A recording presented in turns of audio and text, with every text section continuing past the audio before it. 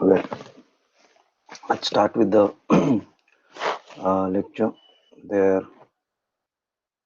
we stopped yesterday at this particular, or rather, we were into this particular slide. Just give me some time.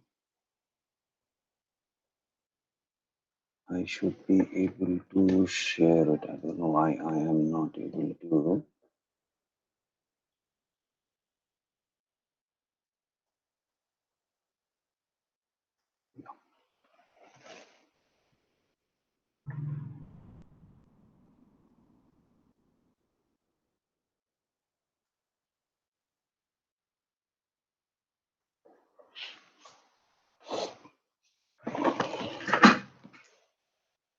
Okay, we'll wait for a couple of seconds. It seems people are joining right at 9:30. So, or I'll do one thing again that I will try and revise what we had done yesterday. We said that geography tends to be divided into physical and human geography very broadly, while economic geography also tends to be a class within them, associated with physical as well as human geography. After which we moved into these aspects. We spoke about what geomorphology is all about, and we said that it's all that land part of this planet which gets affected by the internal or endogenic forces and the external as say the exogenic forces. And what you see and study in geomorphology and its agents are basically components of whole system of geomorphology, which is pushing up the topography, which is the job of endogenetic forces, and polishing it down through erosion and other aspects is the task of exogenic features as such. So we have ticked this yesterday, sorry. Then we spoke about climatology and what are the components of climatology. And then, of course, oceanography. Biogeography is basically a combination of all of these happening together, which tend to be further divided into the plant kingdom and animal kingdom. That's zoo geography and phyto geography. There are a lot of geographical explanations to the processes of why a particular tree is found here and that. There could be the botanical theory or the zoological theory, but you'll see that when we speak about geography in general, it is from the interaction, interrelation point of view. Maybe we'll have time at some point of time to go into the details of that. Uh, let's come to this part of geography, that's human geography.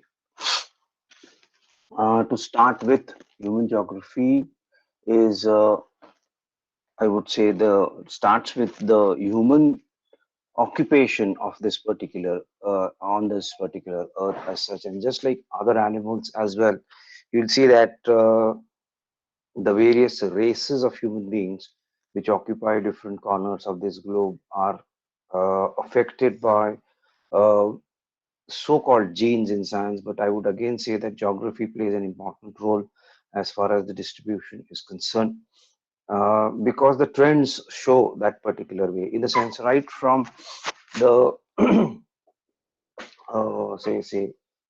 the cephalic index, as it is called. Cephalic index is basically, if you touch here on your faces, you have these two bones, and then you have this. Okay, so the index, okay, it's the ratio between this and this.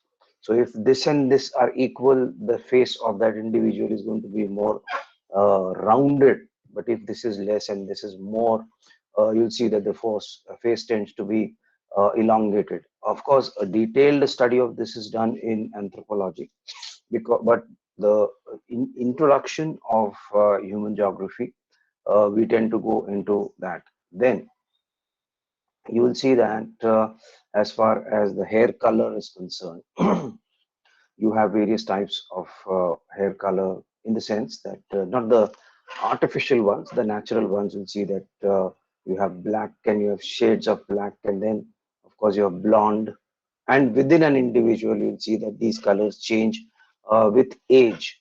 The density also changes with age, and after which we come to the nature of the hair of an individual. You'll see that from being curly to wavy, and of course then straight. Okay, is how this is. So and um, of course then the height of an individual, the general stature of an individual. Okay, as I said that in human geography we don't go into the details absolutely, because anthropology does that. And we also see the history of evolution of human beings as such, how for the last thousands of years, okay, man has been evolving from the species called as Australopithecus to the present ones, and so on and so forth. How man has adapted through this process of evolution, okay, from being uh, four-legged animal to what is called as bipedal. Bipedal. That means now you'll see that we don't use our hands to walk. You'll see that our hands are completely evolved to perform other jobs like holding a pen and so on and so forth, eating also. You'll see that many animals do not have that option. We have that option basically because we have evolved our body in that particular way. You see that the fingers that we have here and the fingers that we have on our feet are very much different, and the functions they perform is also very much different. But you'll see that you come across these videos on WhatsApp and Insta, and of course Facebook also, where people use different organs, particularly feet, in different way. Then a uniqueness about human being as compared to other animals, major animals, I would say, he is bipedal, walking on two legs. Okay. Then another interesting thing, which I would say, is that when you draw a human face, uh, let us say this is the human face and this is the hair on it, and so on and so forth, the ears. What is important is the eye positioning. Okay, what I mean to say here, let it look a bit happy. You'll see that the placement of these particular eyes. Not many animals have a bifocal vision. Okay, two ear and two legs. So by is the something which is common here. Bifocal vision. What does that help? Okay, you'll see that now if I'm looking at this particular individual from the top, okay, the individual would look like this, the head size, let us say, and this would be the nose, and here I would have the eyes. Okay, now each eye has its own capacity. So this, let us say, is the vision of one eye, and this, let us say, is the vision of the other. Now, what do you see? There you have two V's, and as far as this area is concerned, anybody can tell me what is the significance of this V, the overlap of this particular V? These are some basic learnings that you have to take from various subjects. Yes, every subject is advancing every day, but something that you need to know as, I would say, a logic while understanding any subject. You'll see that we need to have such examples of uniqueness of various aspects. Okay, what do you think is the importance of this portion? Have you ever tried that you are looking in front of you and trying to look otherwise? Now, for looking otherwise, why do I look here and there? I have this area, isn't it? I have this area also. So why do I have to look this side and this side to get a more clear idea? What is the science behind this? Why did human beings evolve their eyes? You'll see that you have a crow or majority of the birds. for an exception of owl, if you consider that to be a bird as such. Okay, you'll see that birds have eyes on either sides, and so is the case if you see a cow, and so on and so forth. So, what importance or what significance does this placement of eyes for human beings do you think is a gain for human species? Anyone having any um, answer to that? I hope you are understanding the scale at which I was speaking. Initially, I said that, okay, this is the human face, and you have these two eyes. Now, for that particular individual, if you look at an individual from the top, this is how it is going to look. So, the eyes are going to be placed here, and that's the vision, I would rather say, as such. Okay, I will give you an example, and let us see if you can you'll perform the task along with me, and let me see if you can give me that answer. Okay, now you have to hold your head still in front of me, of you. Okay, you hold. Of course, you're watching this meet broadcast. You'll hold your head very still. Then, instead of moving your head, you hold your head still and try to look to one side. Then try to look to other side. Have you done that? Everybody should be doing this. Okay, hold your head still without any movement of the neck. You are going to look this side and this side. What observation do you see, or what observation can you make as far as looking straight in this condition and then looking to one side and looking to the other side? So, Now, at okay. yeah, So when we yeah. are looking straight, we can view all the sides. But when we are looking at a certain direction, for example, Mm, left, mm. other side gets blurry. Blurry. Blurry in Or I sense, would say little bit. it's not that clear, right? Yeah, it's Prominent not sort of. clear. Why Yeah. does this happen? What is the biology behind it? Anybody, others also can put in their views. Why do you think this happens? So may I? Yes, please. Yes, please. Go ahead. Sir, cause our eyes are at the front of our head and not at the side like animals. Agreed. In fact, I have told you, isn't it, that I've also said the same thing, that the eye placement of human beings is unique, and it's not like other animals. So I think you're giving me my an answer which was my statement earlier. I want you to understand by you try and perform it again, and let me see if you can get the logic of the answer that I'm expecting from you. Try to look to one particular corner, like try to look to the other corner, and try to So, get hold of. Yeah, yeah, please.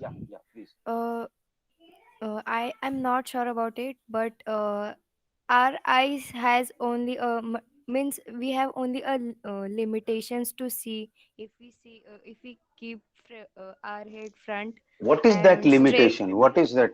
What is that limitation? the structure of our eye has only a limitation that we can't see more than that without moving. I would say most of the animals, every other animal has some limitation, right? I want you to go into the physics of that rather than the biology of I also don't know if this is exact, but when we look at the side, like for example, left, that. our focal length concentrates on that side. So that's why I guess. Okay, I'll give you the answer. If you have any a small commodity around you or a resource around you, like a pencil or a pen, okay, take a small object and place it to the side, place it to your side. Okay, it should be in such a way that it should not be in this triangle. Okay, the best way is put it to the extreme side so that we are uh, it's out of focus. It should be completely out of focus of the other eye, of the other eye. Okay, try to do that. Okay, you place it here. Say I'm placing this stylus here, and then I look at that stylus, and I find that I cannot quickly pick it up. because I'm not able to locate the exact location of that. What is this phenomena called in physics? Okay, if I'm holding it here, I immediately grab it. But if I place it here or if I place it here, I keep my head straight and try to locate it. I have to search for it. ज्याला आपण मराठीमध्ये चाचपडणं म्हणतो. Okay, I have to hunt for it with my hand. Okay, what is that phenomena? How do you explain this phenomena to a common man? What exactly is happening that when both of my eyes are focused on this, I can get hold of that, but when one of my eye only is focused, I cannot get hold of that.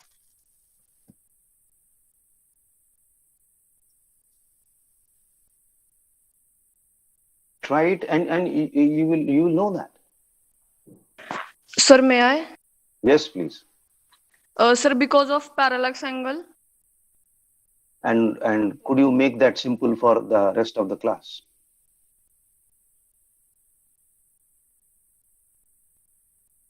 What is a parallax, and what role does it play?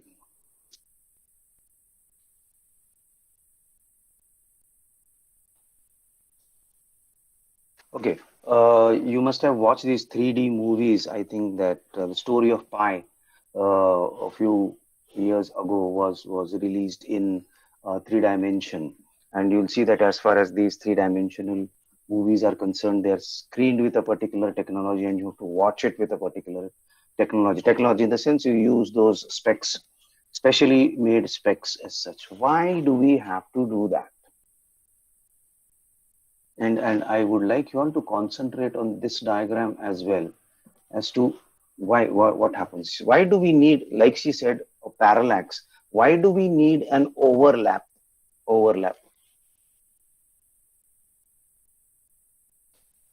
Okay, let us not keep on spending. I won't say waste, spending more time on that, because we already are short of time. Having said that, yes, tomorrow again you will not have your 7 o'clock lecture. I am planning some activity. Let us see.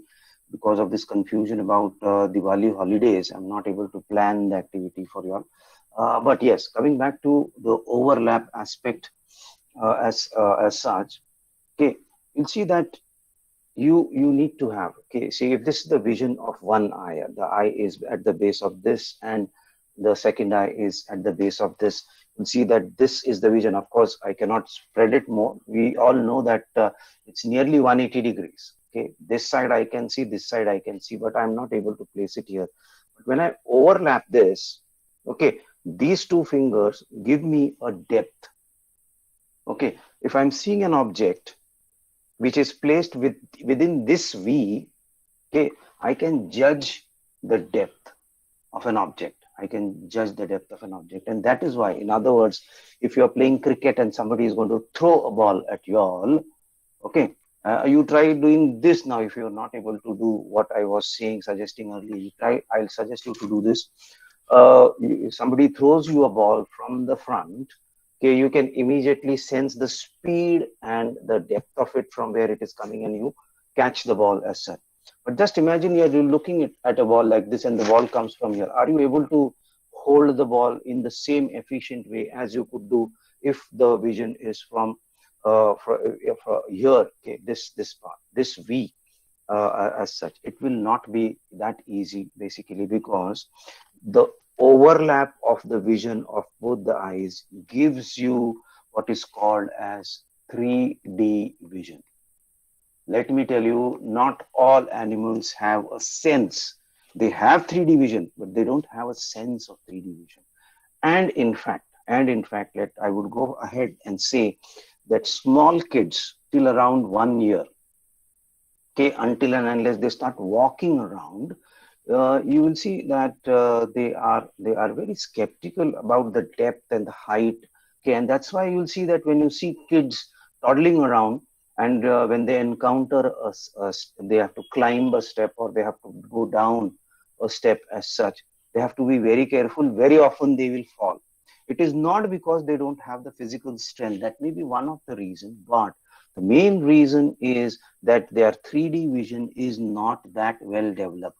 As they grow, as any human being grows, okay, you tend to develop that particular sense of 3D vision, measuring the depth, measuring the height of a particular object. But that is going to be possible only in this, basically because this V and this V are going to coincide, and this whole V, okay, will give me an idea of where is this and that and so on and so forth. However, as far as this area is concerned, wherein this V is not going to be beyond this particular V, I will have to search for these objects as such.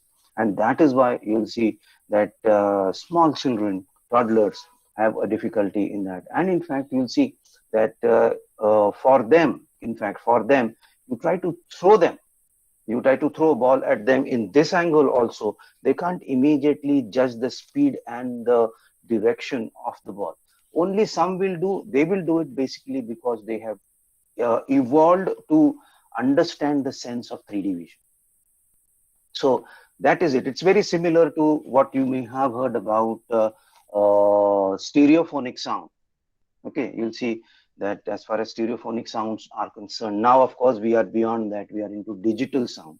There was a time wherein we say we were very happy wherein a movie used to be released in stereophonic sound, so that you get an impact. Okay, in stereophonic, the two sounds, okay, sounds are placed in such a way, just like the human eye, they are placed in such a way, and in fact they will turn it at an angle. So the sound waves from here and the sound waves from here, they will overlap each other, and the effect will be heard in a dual way. Okay, it will again give you a depth in the sense it could be the bass of a drum or a flute, etc. You'll see that you will get a very complete feel of that particular sound energy, and that makes you hear it properly. You'll see that I would say that the present digital sound technology has gone beyond that. I don't know whether now I have to digress because this is a very interesting thing and we need to understand that as well.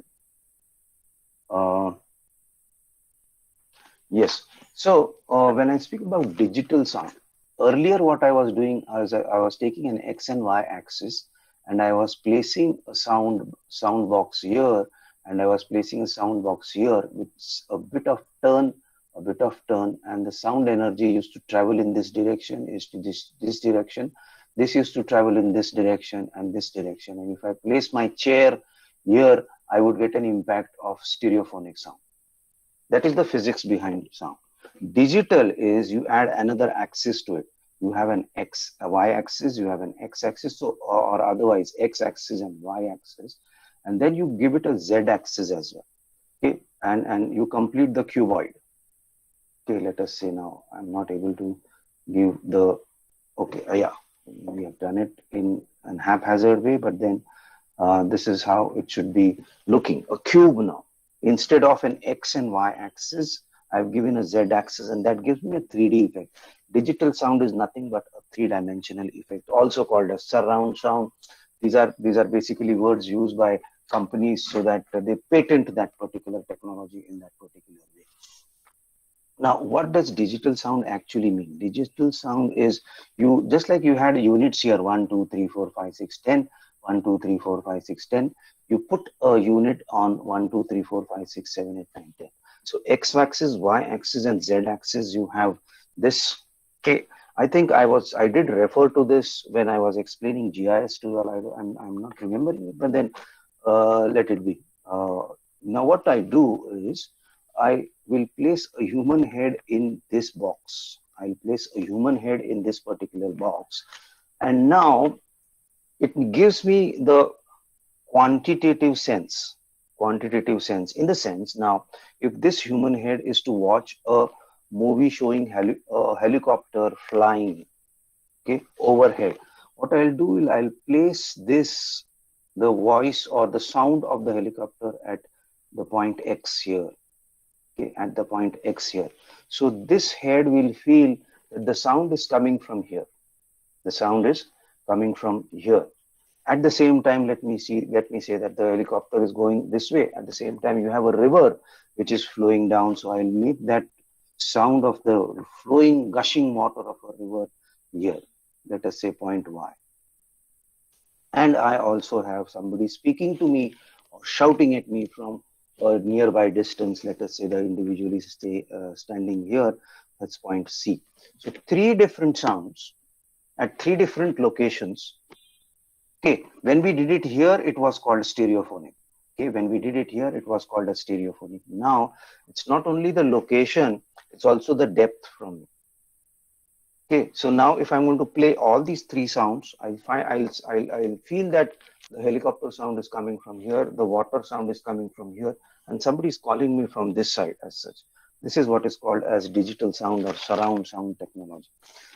Anyway, so we went all the way there from the point wherein we are trying to understand what is basically the scope of studying human geography.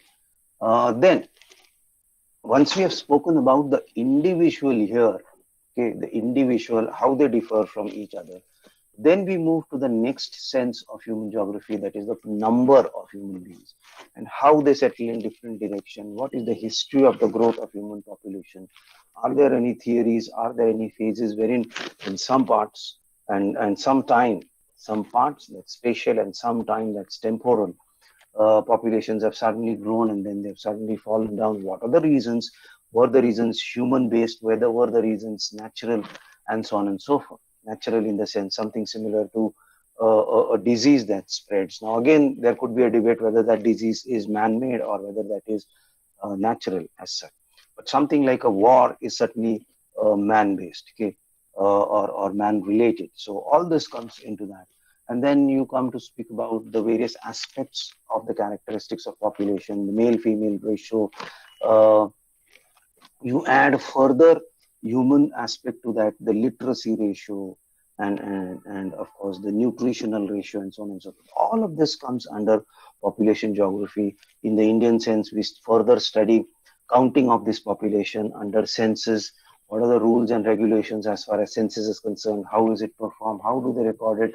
How do you use various statistical analysis to give outputs as far as various aspects of development of human population? Is all that will come under population geography.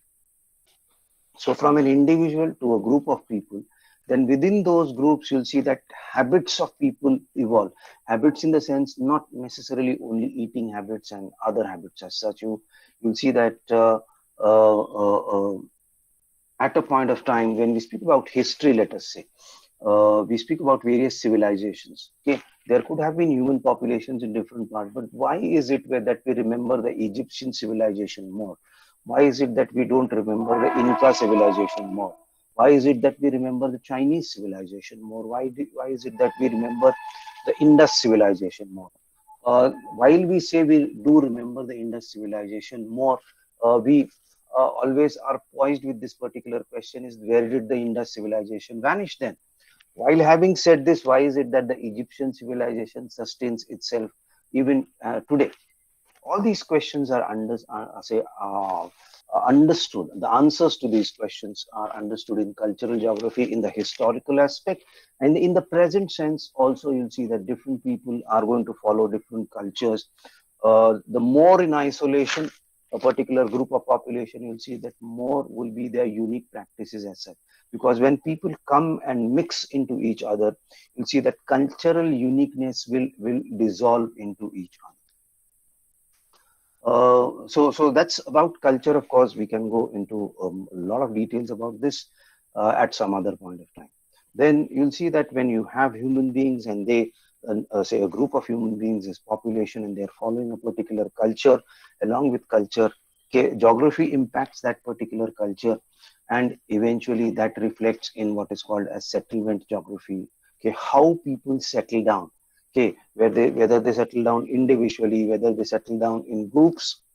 Okay, you'll see that human settlements normally are in groups because man is a very weak animal, and this is something that human beings realized. I always say this, that human beings, man as an animal, okay, at a very early phase of life, he realized that he is very weak to compared to the other animals around him. It could be carnivorous, it could be herbivorous. Okay, he was weak to a lion, at the same time he was weak to a buffalo also.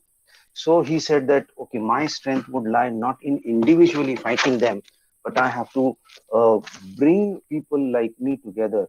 And then if I come together, I would obviously have larger strength at my disposal as such.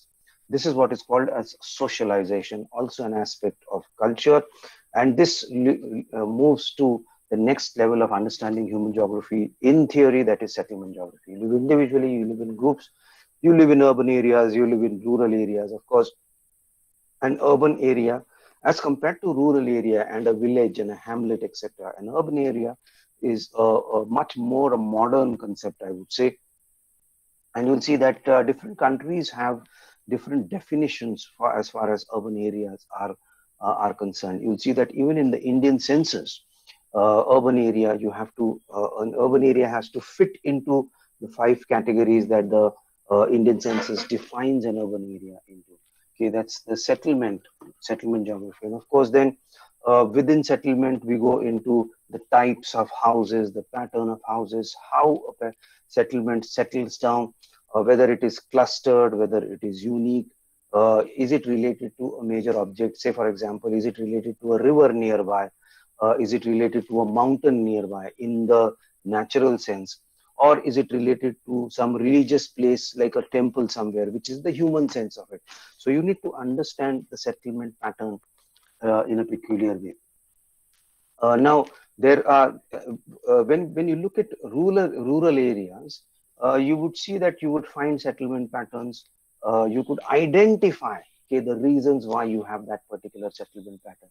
But in urban areas, you may not have that, basically because in urban areas, you'll see that rules and restrictions of local governance will restrict that. So it will not reflect a lot of natural geography in urban areas particularly. Yes, we study that also, urban geography. But say, for example, if I climb the Parvati Hill in Pune, which is just to the back of SP College as such, and from there I try to take a look at say the city of Pune from there, I would be seeing I could be able to identify straight roads. Okay, now the maintenance of the roads is the duty of the municipal corporation, and so obviously you'll see that they'll plant trees. All these are human aspects. Let me say, this is not natural. Growing of a tree is natural, but planting a tree at a particular location is a human aspect. So you would be able to see a road. You will not find a house somewhere in the middle of the road. Okay, so we follow some rules and regulations which we have devised on a human scale. As a consequence, we don't have it in the real sense like what would have happened in the natural sense as such. Natural sense in the sense that you would have a river going nearby. You'll see that nowadays in the human sense we control the water from the rivers also. You see that you come to Deccan Gymkhana in Pune and you watch just down across the Deccan Bridge as such. You'll see that the levels of water will vary as per the water released from the Kadakwasla Dam. So there tend to be a lot of human controls in urban settlements. Not that you don't have or human controls in rural settlement, but you get a lot of natural feel in a rural settlement as against the human feel as far as the urban settlement is concerned. So all these studies, okay, what is the pattern? You'll see that pattern of rural areas in southern India, coastal India, central India, and say Himalayan states of India, the desert states of India, or the rainy states of India. All of this, okay, the geography will be reflected into that. But you'll see that as far as urban areas are concerned, those building structures will remain same everywhere in India. Okay, while you will have thatched roofs and sloping roofs in Kerala and northeastern parts of India, you will have flat roofs otherwise as far as Rajasthan is concerned in the rural parts. But the urban area actually puts aside all these diversities of climate that we have, diversities of natural factors that we have as such. In the natural sense, in rural areas, you'll obviously stay away from a forest as such, isn't it? But now you'll see that the security that the huge number of urban settlements has provided us, you'll see that human urban settlements are moving into naturally wild areas also. You're constructing our bungalows, etc. And as a consequence, again, you must have come across those clips which come from Canada and US, wherein you have a polar bear entering a premises, or why do we have to go all the way there? You'll see that those who come from Junnar area, okay, that's on the Nashik highway, okay, will know that there is this regular occurrence of leopards, okay, ज्याला आपण मराठीमध्ये बिबट्या म्हणतो, occurring here. It started from there, and of course, it's not that it's found only in those regions. You very often every month you see that a leopard was spotted in this particular area. Leopard, X animal was spotted in this particular area. Crocodiles were spotted in the NDA lake, and so on and so forth. Now, this is not because they are venturing into your area. You are actually extending your say habitat limits into their area as such. You'll see that as compared to that, you don't find tigers and lions visiting your premises, basically because they have their own forte of deep jungles as such.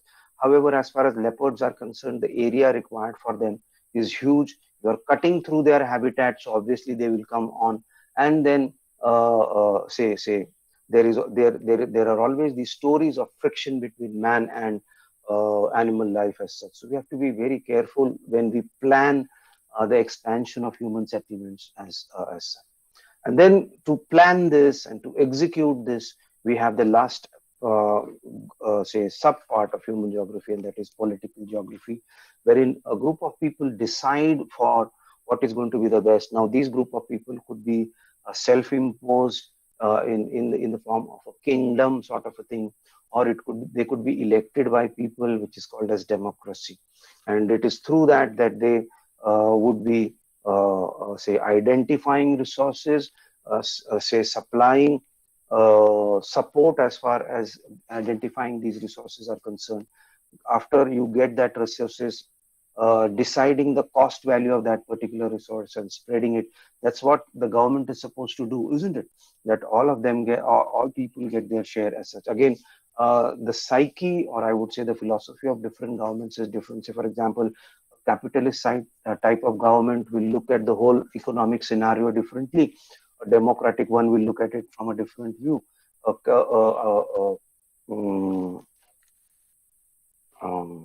What is it called in China? Communistic? Yeah, Communist. communist. You'll see that communists in China and of course Russia will look at it differently. You'll see that after the collapse of Russia in 1991, particularly the USSR, I would rather say, in 1991, communism is on a decline. You would say, sir, it is still there in China.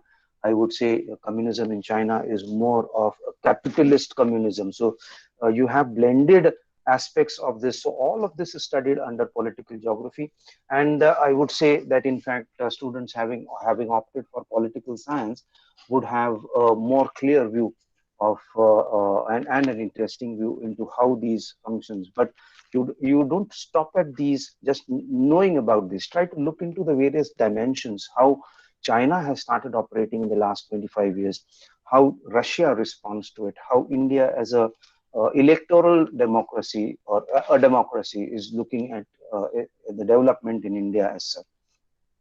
I would say that the Indian context is more of a mixed economy wherein you have some socialist values and some private values, and then you have the mixed sector, while in the US you have a completely capitalist sort of an economy. So all the study of this, the theory of this would come under political geography. Here you will see that in 1, 2, 3, 4, and 5, I did not speak about money. Yes, the issues in this could be related to money, but I did not speak about money. I will be speaking about money when I start speaking about economic geography, because the base of economic geography is all around money. And as a consequence, you'll see that when I say agriculture, okay, and further, in fact, I would say that when I speak about economic geography, you have the concept of money in economic geography, but it is not that economic geography starts at the stage of the invention of money. Okay, in fact, you see that money is that resource, that resource which can fetch you various resources at that particular moment of time. In a sense, what I have in my mind when I'm saying this is barter trade. Okay, barter trade also would be considered learnings in barter trade would be considered in economic geography, but there were limitations to barter trade. We needed something which you could trade, okay, one unit which you could trade for buying any of those resources. That is how we come to the sense of monetization.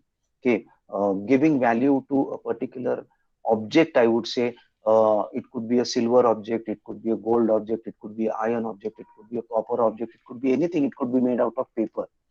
But giving that value to that comes out of human minds. Okay, this is not something which is practiced by other animals. Okay, say here too, I would rather say that as far as these aspects are concerned, okay, you'll see that animals don't go about studying these details of human geography, but you have these characteristics. I would say, if like human geography, I could speak about lion geography, I could speak about elephant geography, I could speak about the population of lions and elephants and dogs as such. They follow certain patterns and social things as such. They settle down in certain areas. You will not find them anywhere. Okay. And as far as their associations are concerned, how they associate and adapt to that, that in fact could be said to be their politics as such. But then you'll see that here, practicing of agriculture, okay, you practice. Growing of plants is a natural process, but practicing of agriculture is a man-made project process as such. You'll see that animals don't go around planting trees so that they'll get fruits up from them, and they will anything that grows natural, animals will adapt to that. So that is the basic difference between the theory in human geography and the exclusiveness of the economic aspect in that under economic geography as such. So when we speak about agricultural geography, or at times it is called as nutritional geography in other subjects, as such, we go about select. You start from selecting the seeds of a particular variety. You plant them in particular way. You adapt. You see that some seeds are going to take a long time to germinate and give you fruits. Some seeds will germinate fast and give you a crop very fast. So you select that in the whole agriculture and plantation process as such. The land use changes. Again, you will see that some seeds will grow well in sunshine, some seeds will grow well in shade. This is all the learnings that you have, and you'll see that when you are through with this particular learning, you'll practice that particular activity and you'll get a product. This product has to be sold in areas wherein there is a demand for that. The demand and supply gets in the sense of the economy in the agricultural geography as such. And the same thing, the same principles will carry on for the next aspect, and that is industrial geography. Because not all commodities are ready for consumption right away. Okay, and particularly in the present sense that we are, the present level of civilization and development that we are, you require a lot of processed commodities around you, and this processing is done by in industrial geography. And understanding this whole process, again the patterns and the type in which where to set up which industry is all studied under industrial geography. And similarly, you go into transport geography and resource geography as such. Having said this, you'll see that when we speak about economic geography, referring to this part, economic geography as such, we have what are called as economic activities of man as such, which are divided into primary, secondary, tertiary, quaternary activities, and so on and so forth. Primary activities are associated with nature more, where man is in association with nature. One example here, agriculture, you'll see that mining, fishing, lumbering, all of that will come under here. This is processing. So industry will come under this secondary activities as such. This is primary. And then you'll see that these both are productive because they are producing. There is going to be an output. Here, there is not an output. What is this? This is a service based. In fact, both of them are service based. So transportation is service based, and that's why that comes number 3. It is a connect between area of production and area of consumption. Okay, so the whole of transport geography is around that, the means of transportation, the patterns of transportation, the costing of transportation, the bulking of transportation of commodities. All of this will be studied under this. In fact, nowadays you'll see that resource management is more dependent on your quickness of transportation. You have those apps like Ola and Amazon. Ola will transport an individual, Amazon will transport a commodity. So I would say that the study of these apps is nothing but an advanced study, a technical study of economic geography as such. And based on all these things, okay, right from agriculture to industry to transport and resource, okay, you have the last sense of economic geography, and that's the geography of development. Okay, why is it and how is it that we classify a particular country like a developed country, an underdeveloped country, a developing country, and remind me tomorrow to speak about the concept of development and how we have understood development before I start anything else tomorrow, because there is a very interesting sequence as to how these developed countries tend to uh, give us different so-called developed countries tend to give us a different sense of or definition of development, and you'll see that this definition tends to change every 15-20 years. Okay, if those who have got a sense of what I'm saying, you can post your comments on this in our group. uh, at the same time, those who have not, it hardly matters. We will discuss about the sense of development and the understanding of development, not the theory of it, the application of it. Okay, when we meet tomorrow, I'll stop here for the day, and let me also